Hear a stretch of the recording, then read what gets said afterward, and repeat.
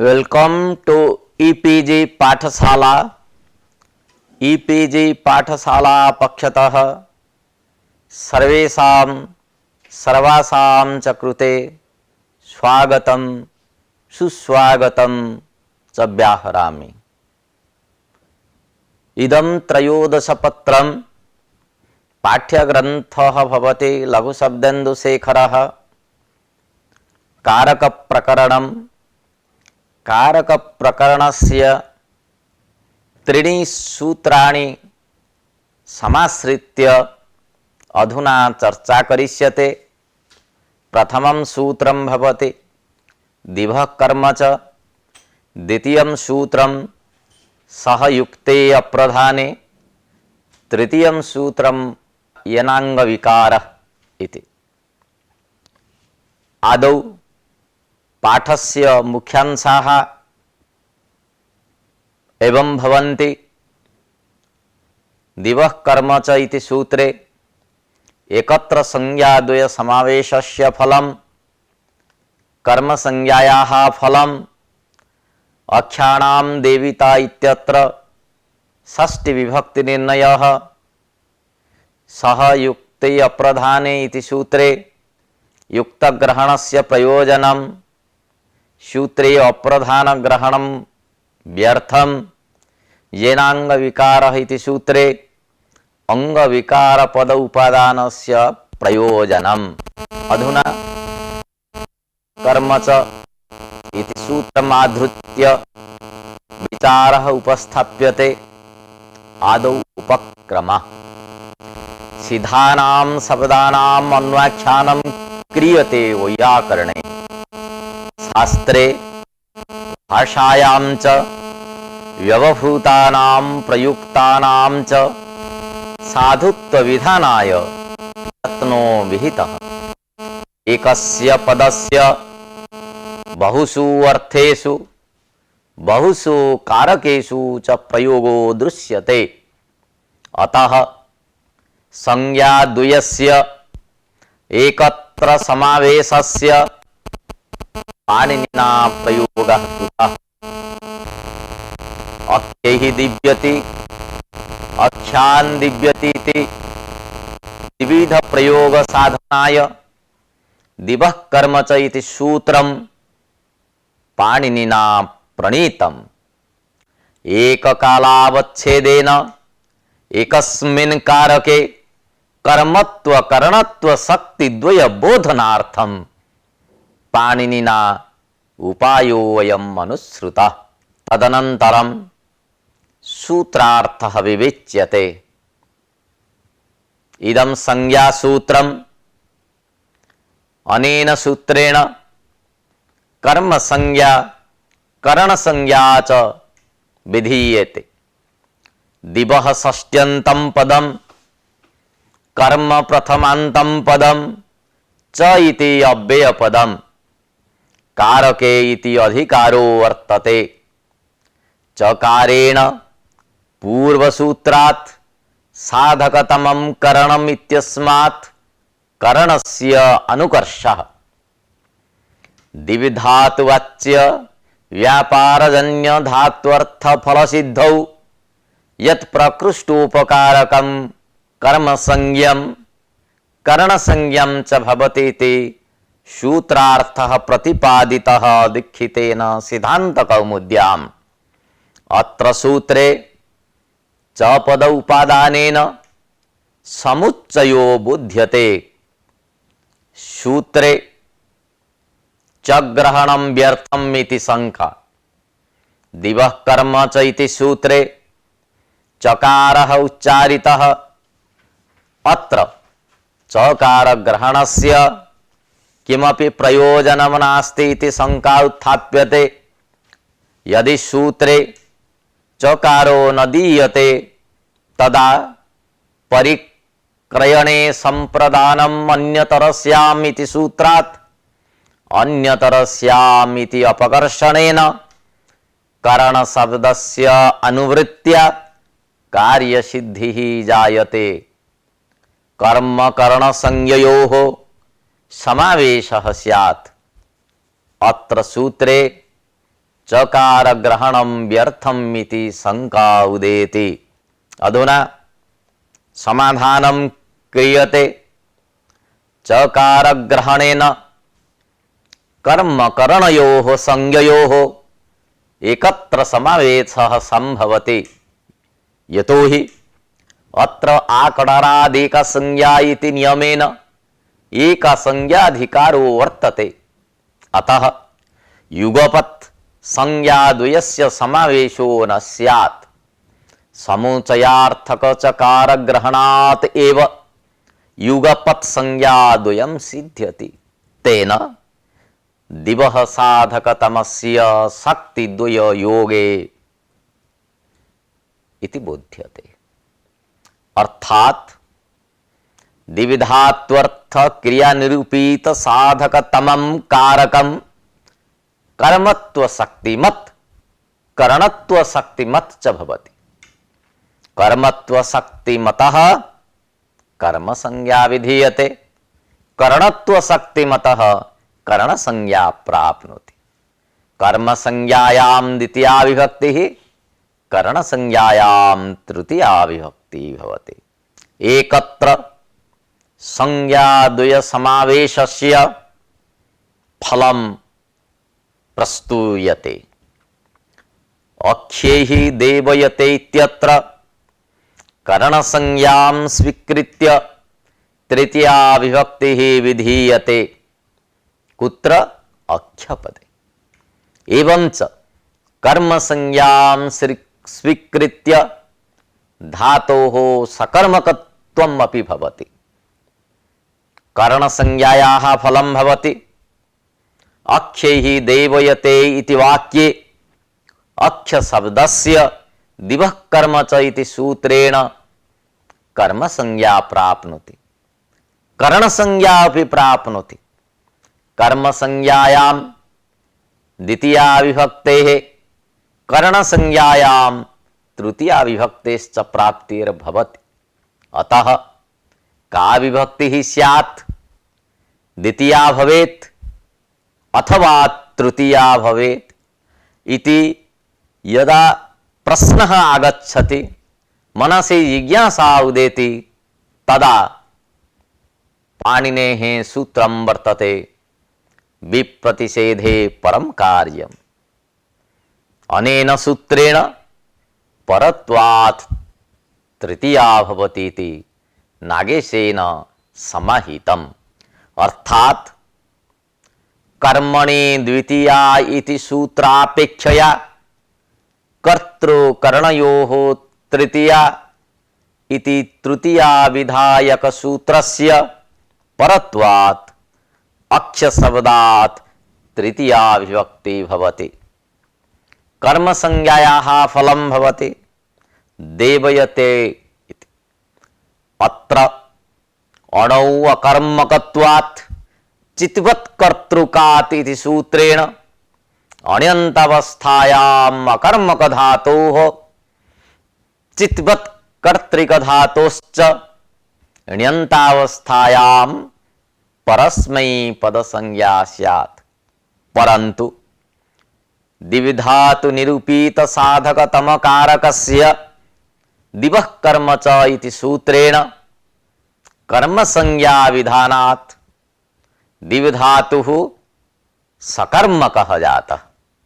अतः सकर्मकत्वात् देवयते इति आत्मनेपद संज्ञा भवति।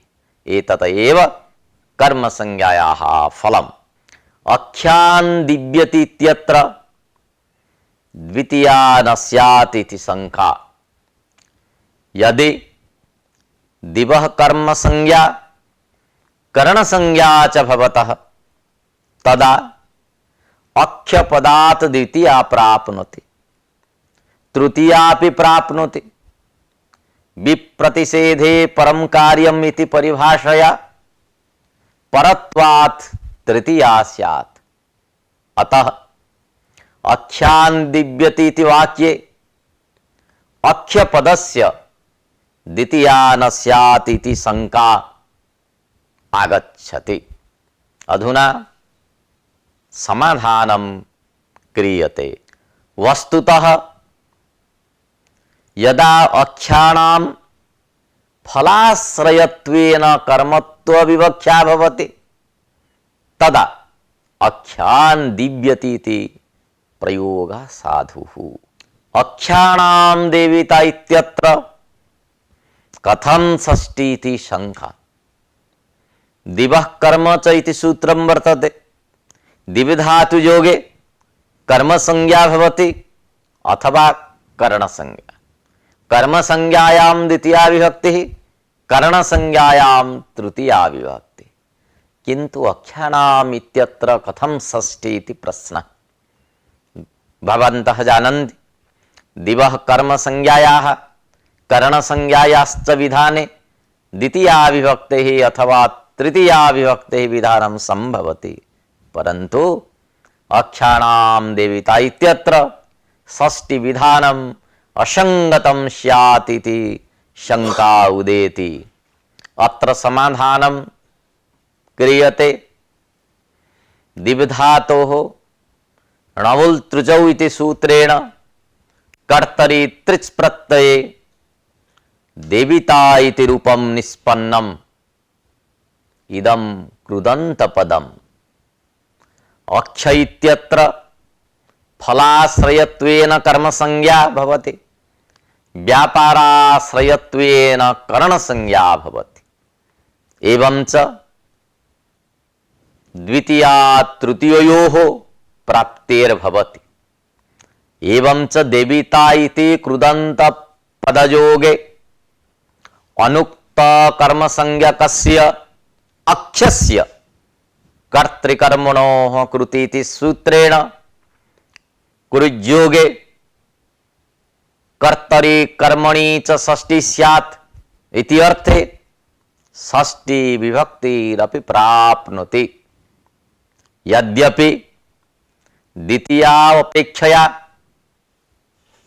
परत्वात् तृतीया प्राप्नोति। अत्र प्रश्न आगच्छति, देविता इति प्रयोगे अक्ष शब्दे कर्म संज्ञा भवति, कर्ण संज्ञापि भवति। अतएव द्वितीया विभक्तेः प्राप्तिर्भवति, तृतीया विभक्तेः प्राप्तिः भवति। यदि देविता इति कृदन्तपदं तर्हि अक्षपदे षष्ठी प्राप्नोति। कृज्योगे कर्मणि षष्ठी इति नियमेन। तर्हि का विभक्तिः स्यात्? द्वितीया भवेत् अथवा तृतीया भवेत् अथवा षष्ठी भवेत्। अत्र द्वितीया अपेक्षया परत्वात् तृतीया प्राप्नोति। किंतु तथापि तृतीया विभक्तितः परत्वात् कृज्योग लक्षणा षष्ठी भवति।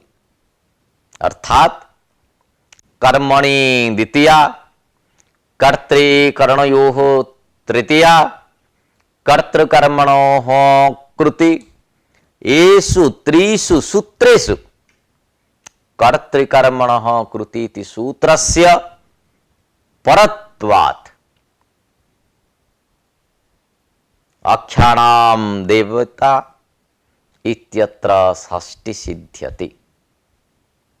तत्र द्वितीय अध्यायस्य तृतीय पादे त्रीणि एतानि सूत्राणि सन्ति। किन्तु तृतीय पादस्य द्वितीयं सूत्रं भवति कर्मणि द्वितीया, अष्टमं सूत्रं भवति कर्तृकर्णः तृतीया, एवं च पंचषष्टि सूत्रं भवति कर्तृकर्मणः कृति। अतएव कर्तृकर्मणः कृति इति सूत्रस्य परत्वात् षष्ठी सिद्ध्यति। अतएव अख्यानां देविता इति प्रयोगः साधुः। मनसा देवः इत्यत्र कथं कृज्योगलक्षणा षष्ठी न स्यात् इति शंका आगच्छति। यदि कृदन्तपदयोगे कर्मणि षष्ठी भवति यथा अख्यानां देविता इत्यत्र षष्ठी, तथैव मनसा देवः इत्यत्रापि कृयोग लक्षणा षष्ठी भवतु इति शंका। कथम इति चेत द्विधातोः पचादि अच् प्रत्यये देवः इति रूपम निष्पन्नम। देवः इति कृदन्तं पदम। यदि अख्यानां देविता इत्यत्र कृदन्त पदस्य योगे षष्ठी भवति, तथैव मनसा देवः इत्यत्र देवः इति कृदन्त पद योगे मनसा इत्यत्र षष्ठी कथम न स्यात्। एवं च तृतीया विधानम असंगतम स्यात् इति शंका आगच्छति। अत्र समाधानं प्रस्तूयते। मनसा देवः इत्यत्र मनः शब्दस्य कर्मत्वेन करणत्वेन च विवक्षा न कृता। तर्हि कीदृशी विवक्षा विहिता? यदि अत्र कर्मत्वं नास्ति करणत्वं नास्ति, कर्मत्वम् अस्ति एव, करणत्वं तु अस्ति एव, परन्तु तत्र विवक्षा नैव कृता। तर्हि केन विवक्षा? न हेतुत्वेन विवक्षा विहिता। तेन दिवः कर्म च इति सूत्रेण कर्मसंज्ञा न भवति। कर्मसंज्ञायाः अभावात् कृज्योगलक्षणा षष्ठी न प्राप्नोति। यतोहि कर्तृकर्मणः कृति इति सूत्रेण कृज्योगे कर्तरि षष्ठी अथवा कर्मणि षष्ठी भवति। अत्र कृदन्तपदं वर्तते देवः, किन्तु मनसा इति न कर्मवाचकं पदम्। अतएव कर्तृकर्मणः कृतिसूत्रस्य प्रवृत्तिर्न भवति। अतः षष्ठी न प्राप्नोति। मनसा देवः इति समासे मनसः संज्ञायां सूत्रेण संज्ञायाः अर्थे विभक्तेः अलुक् भवति। अख्याः दिव्यन्ति इत्यत्र प्रथमा विधानम् असंगतम् इति शंका उदेति। अख्याः दिव्यन्ते इति वाक्ये अख्यनिष्ठ कर्मत्व शक्तिः तिङ् प्रत्ययेन उक्ता, किन्तु करणत्व शक्तिः अनुक्ता भवति। अतः अनुक्त करणत्व शक्ति मतः अख्य पदात् तृतीया विभक्तिः स्यात्। अतः प्रथमा विधानम् असंगतं स्यात् इति शंका। अत्र समाधानं प्रस्तूयते। वस्तुतः एक द्रव्यगत अनेक शक्ति मध्ये एकस्याः अभिहितत्वेन तन्निष्ठ अन्या शक्तिः अपि अभिहिता भवति, अथवा अन्याः शक्तेः अपि अभिहितत्वात् प्रकाशते। अर्थात् कर्मणि लकारे करणत्व शक्तेः अपि उक्तत्वात् तृतीया विभक्तिः न भवति। अतः अख्याः दिव्यन्ते इत्यत्र अख्यपदे प्रथमा सिद्ध्यति। अत्र पुनरपि समाधानम्। गोः सकाशात् पयोदोग्धि इति वाक्ये अपादान संज्ञकस्य गोः इत्यस्य अकथितं च सूत्रेण कर्म संज्ञा प्राप्नोति। इत्थं कर्मत्व अपादानत्वयोः उभयोः सन्निवेशेन पंचमी द्वितीययोः प्राप्तिर्भवति। अतः अपादानम् उत्तराणि कारकाणि बाधन्ते इति न्यायेन अपादान संज्ञां बाधित्वा कर्म संज्ञा भवति। एवं च द्वितीया सिद्ध्यति। अतः गां पयोदोग्धि इति प्रयोगः भवति। कर्मणि लकारे गौणे कर्मणि दुह्यादेः इति नियमेन गौः पयो दुह्यते इति प्रयोगस्य उपपत्तिः भवति। प्रकृतस्थले कर्म प्रत्ययेन गोनिष्ठ कर्मत्व शक्ते उक्तत्वेपि तन्निष्ठ उपादानत्व शक्ति प्रयुक्ता पंचमी विभक्ति ही स्यातीति भाष्यकृता आशंकिता। एक द्रव्यगत अनेक शक्ति मध्ये एकस्याः अभीतत्वे परस्यापि अभीतत्वम् इति समाहितम्। अतएव देवनाख्याः इत्यत्रापि ल्युट् प्रत्ययेन करणे अर्थे ल्युट् प्रत्यय भवति। अत्र करणत्व शक्तेः उक्तौ अपि कर्मत्व प्रयुक्त द्वितीया न भवति। एकैव शक्तिः संज्ञा द्वयो उपयोगिनी इति न समीचीनम् इति नागेशेन उक्तम्। यतो हि अनेन कर्मत्व करणत्वयोः पर्यायतापत्तिः स्यात्, किन्तु सप्तमी पंचम्यौ च कारक मध्ये इति सूत्रे भाष्ये कर्मत्व करणत्वयोः भिन्नत्वं स्वीकृतम्। इत्थं दिवः कर्म च इति सूत्रं व्याख्यातम्। अधुना पाठस्य सारांशः उपस्थाप्यते। दिवः कर्म च इति संज्ञा विधायकं सूत्रम्। दिवः कर्म च इति सूत्रेण कर्म संज्ञा करण संज्ञा च विधीयते। एकत्र संज्ञा द्वयस्य समावेशे अक्षैः देवयते इत्यत्र करण संज्ञया तृतीया विभक्तिः कर्म संज्ञया सकर्मकत्वात् आत्मनेपदं सिद्ध्यति।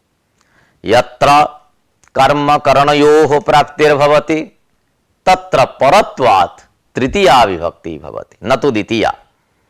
आख्यान दिव्यति इत्यत्र फलाश्रयत्वेन कर्मत्व विवक्षायां द्वितीया भवति। आख्यानां देविता इत्यत्र परत्वात् कृर्योगलक्षणा षष्ठी भवति। मनसा देवः इत्यत्र हेतौ तृतीया। अतः कर्मत्वाभावात् कृर्योगलक्षणा षष्ठी न भवति।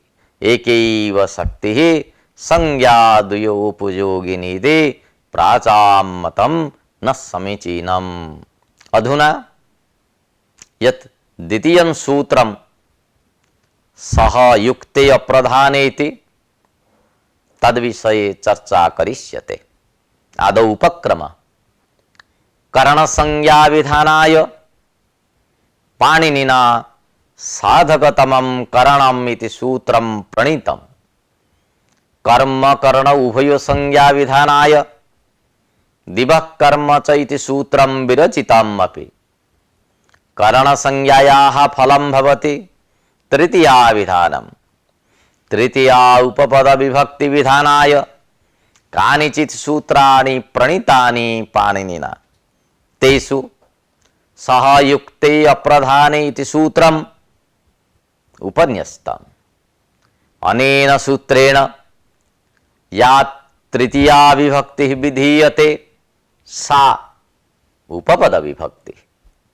सह पदयोगे तृतीया भवति। पदं निमित्तीकृत्य तृतीया विधीयते। अतः उपपद विभक्ति। अधुना सूत्रार्थः विवेच्यते। सह युक्ते अप्रधाने इति विधि सूत्रम्।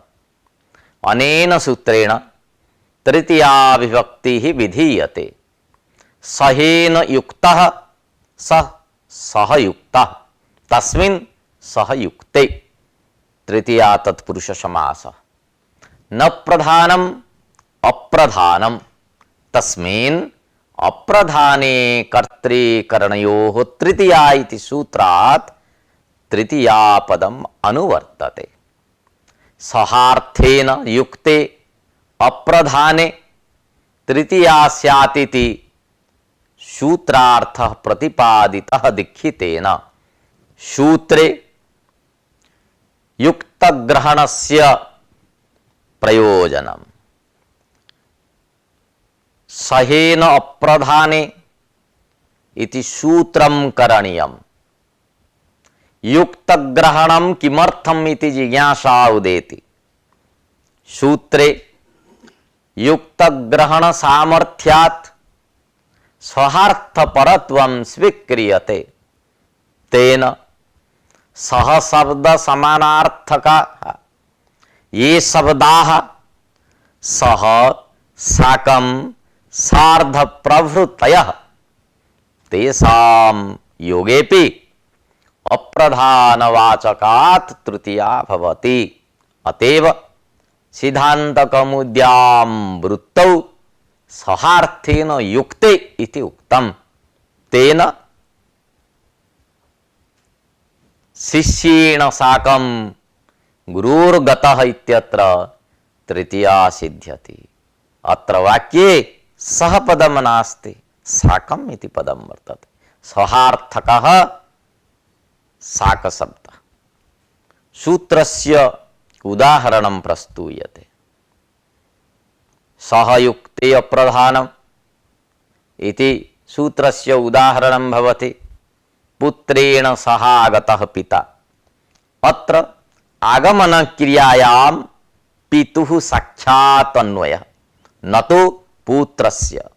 एवंच पुत्र प्रतियोगिक साहित्य अनुयोगिकः आगमन क्रियाश्रयः पिता इति बोधः। अत्र सहयोगे अप्रधानस्य पुत्रस्य तृतीया विभक्तिः स्यात् इति सूत्रात्। पुत्रे अप्राधान्यं नास्ति इति शंका उदेति। पिता स्वयं आगमने असमर्थः, अतः पुत्रस्य साहाय्येन पिता आगतः। अतः साहित्य प्रतियोगिनी पुत्रे अलौकिकं प्राधान्यम् अस्ति। तथा च पुत्रस्य प्राधान्यात् पुत्रशब्दात् तृतीया न प्राप्नोति इति शंका आगच्छति। अत्र समाधानम् उपस्थाप्यते। वस्तुतः अत्र शाब्द प्राधान्यं स्वीकृतं। शाब्दं यत् जाति गुण क्रियान्वयित्वं तत् अभाव रूपम अप्राधान्यम इति शास्त्रे गृहीतम्।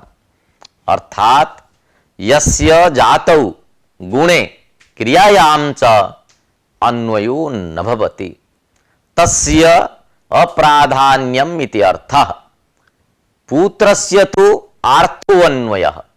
पुत्रस्य आगमने साहित्यं न संभवति। गुणस्य उदाहरणं पुत्रेण सह स्थूलः पिता। स्थूल गुणेन साकं पितुः अन्वयः। अतः पिता प्रधानं पुत्रः अप्रधानं, तेन पुत्र इत्यत्र तृतीया। यातेः उदाहरणं छात्रेण सह गुरुर्ब्राह्मणः। अत्र जातिवाचकः शब्दः ब्राह्मणः। ब्राह्मणस्य अन्वयः गुरुणा साकं भवति, अतः गुरोः प्राधान्यं। तथा च छात्रस्य अप्राधान्यात् तृतीया। क्रियायाः उदाहरणं भवति पुत्रेण सहागतः पिता। अत्र आगमन क्रियया साकं पितुः अन्वयः, अतः पुत्रस्य अप्राधान्यात् तृतीया।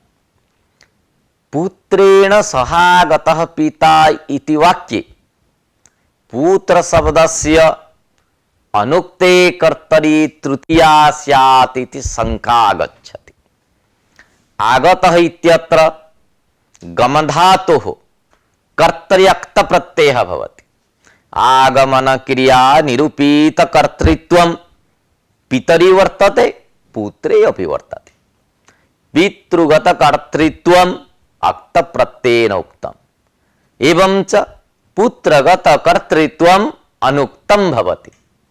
अतः पुत्रेण सहागतः पिता इति वाक्ये पुत्र शब्दे अनुक्ते कर्तरि तृतीया स्यात् इति शंका। नेक्स्ट अत्र समाधानं क्रियते। यद्यपि पुत्रेण सहागतः पिता इत्यत्र पुत्र शब्दे अनुक्ते कर्तरि तृतीया संभवति, तथापि पुत्रेण सह स्थूलः इत्यत्र सह युक्ते अप्रधाने इति सूत्रं विना तृतीया न संभवति। अतः पुत्रेण सह स्थूलः इति अस्य मुख्योदाहरणं प्रदत्तं पतंजलिना महाभाष्ये। सहयोगं विनापि तृतीया भवति। सहार्थेन इति कथनातेव क्वचित् सह शब्द प्रयोगं विनापि तृतीया भवति।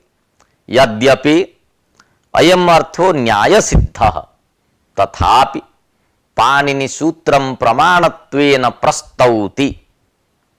वृद्धयूनात् तलक्षणश्चेदेव विशेषः इति सूत्रं प्रणीतं पाणिनिना। अत्र सूत्रे सह शब्दः नास्ति। सह शब्दं विनापि यूना इत्यत्र तृतीयान्त प्रयोगः विहितः पाणिनिना। अतः वृद्धो यूना इति निर्देशात् विनापि सहयोगे तृतीया भवति इति सिद्धम्। सूत्रे अप्रधान ग्रहणं व्यर्थम्। सूत्रे अप्रधान ग्रहणं न करणीयम्। अप्रधान ग्रहणाभावेपि पुत्रेण सहागतः पिता इत्यत्र पुत्र शब्द एव तृतीया स्यात् इति भाष्ये ध्वन्यते। यदि सूत्रे अप्रधान ग्रहणं न स्यात् तदा पुत्र शब्दे पितृ शब्दे च उभयत्र सहयोगे तृतीया प्राप्नोति इति आशंक्य उपपद विभक्तेः कारक विभक्तेर वलीयसी इति परिभाषया समाहितं भाष्ये। अर्थात पितृ शब्देन क्रियायाः अन्वयो भवति। आगमन क्रियायाः कर्ता भवति पिता। अतः प्रथमा प्राप्नोति। सहयोगे तृतीया प्राप्नोति। प्रथमा भवति कारक विभक्ति, तृतीया विभक्ति भवति उपपद विभक्ति। अतः कारक विभक्तेः बलवत्वात् पितृ शब्दे प्रथमा भवति। एवं च सहयोगे पुत्रस्य तृतीया भवति। अतः सूत्रे अप्रधान ग्रहणं न कार्यम् इति सिद्धान्तितम्। नागेश मते सहार्थः प्रदर्श्यते। सहार्थः साहित्यं तच्च साहित्यं स्वसमविव्याहृत क्रियादि समानकालिक तदक्रियावत्वं क्वचित् समानदेश क्रियावत्वम् इति नागेशेन उक्तम्। अर्थात सह पदार्थस्य क्रियादेश काले हि साकम् अन्वयो भवति। पुत्रेण सहागतः पिता इत्यत्र स्वं तृतीया तत्समविव्याहृत क्रिया पुत्र वृत्ति आगमन क्रिया तत्समानकालिकः आगमन क्रियावान् पिता। अतः साहित्यस्य उपपत्तौ तृतीया विभक्तिः विधीयते। अर्थात पुत्र कर्तृक आगमन क्रिया समानकालिक आगमन कर्ता पिता आगतः इति बोधः। समान देश क्रियावत्व रूपम् इत्यस्य उदाहरणं तिलैः सह माशान् वपति। अत्र वाक्ये तिल प्रातिपदिकात् तृतीया विभक्तिः विहिता। तिल साहित्यवन मास कर्मक वपनम् इत्यर्थः। अर्थात यत्र देशे तिलस्य वपनं भवति तत्र मासस्यापि वपनं भवेत्। मासवापोत्तरं तत्रैव क्षेत्रे तिलवापो भवति इति अर्थः। अधुना पाठस्य सारः उपस्थाप्यते। सहयुक्ते अप्रधाने इति विधिसूत्रम्। अनेन सूत्रेण सहयोगे तृतीया विधीयते। सूत्रे युक्तग्रहणात् सहग्रहण समार्थकानां सह साक सार्ध प्रभृतीनां ग्रहणं भवति। सूत्रे शास्त्रीयम् अप्राधान्यं गृह्यते न तो लौकिकम् अप्राधान्यम्। यस्य जाति गुण क्रियाभिः अन्वयो न भवति तस्य अप्राधान्यम सहयोगम विनापि तृतीया विधीयते। सूत्रे अप्रधान ग्रहणम न कर्तव्यम सहार्थः नाम साहित्यम।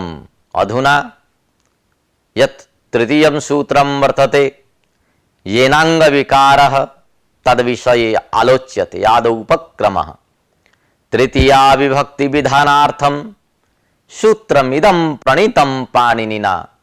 विधिसूत्रमिदं अंग विकारम् अभिलक्ष्य तृतीया विधानाय प्रयासः कृतः। लोके प्रयुक्तानां शब्दानां साधुत्व विधानम् एव पाणिनेः लक्ष्यं सूत्रार्थः विवेच्यते। अधुना अंगानि अस्य सन्ति इति अंगम शरीरम अंग शब्दात् अर्ष आदिभ्यो अच इति सूत्रेण अच प्रत्यये अंग शब्दो निष्पन्नः। अंगस्य विकारो अंग विकारः षष्ठी तत्पुरुष समासः। येन इति तृतीयान्तं पदम् अंग विकारः प्रथमान्तं। कर्तृकरणयोः तृतीया इति सूत्रात् तृतीया इति अनुवर्तते। तथा च येन अंगेन विकृतेन अंगिनो विकारो लक्ष्यते ततः तृतीया स्यात् इति सूत्रार्थः। अंगेन अवयवेन इत्यर्थः। अंग शब्दस्य सन्निधानात् येन इति सर्वनाम्ना अवयवो गृह्यते स च अर्थात् विकृतः एव। सूत्रस्य उदाहरणं प्रस्तूयते। अख्नाकाणः अक्षी संबंधी काणत्व विशिष्ट इति अर्थः। यद्यपि काणत्व विशिष्टम अक्षी वस्तुतम काणत्व धर्मः चक्षुषः न तो पुरुषस्य परंतु अवयव धर्मस्य समुदाये आरोपात् शरीरे इति व्यवहारः। अतः शरीरावच्छिन्नः आत्मा काणः। अख्नाकाणः इति प्रयोगः असंगतः इति शंका। काणः अक्षी संबंधी काणत्व विशिष्ट इति अर्थः।